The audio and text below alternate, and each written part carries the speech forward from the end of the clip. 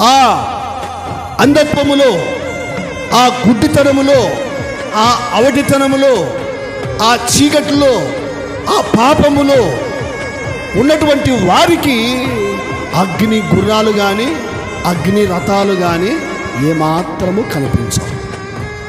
అందుకే ఎలీషా గారు, దేవుని బిడ్డలారా, దేవా నా ప్రభువా, ఇదిగో ఈ పనివాని యొక్క నేత్రాలు తెరవండి, నా చుట్టూ దేవుని సైన్యము అగ్ని రథాల చేత ఉండినట్లుగా నాకు ఎలాగైతే కనబడుతున్నాయో వీని కళ్ళు కూడా చూచినట్లుగా వీని కళ్ళు తెరవండి అని దేవుడు ప్రార్థన చేసినప్పుడు దేవుని సేవకుడైనటువంటి ఎలీషా చుట్టూ దేవుని సైన్యం ఉన్నట్లు వాడు చూడగలిగాడు. హల్లెలూయా. మొదట చూడలేకపోయాడు. ఎందుకు? అవిటితనంలో ఉన్నాడు, గుడ్డివాడిగా ఉన్నాడు, చీకట్లో ఉన్నాడు.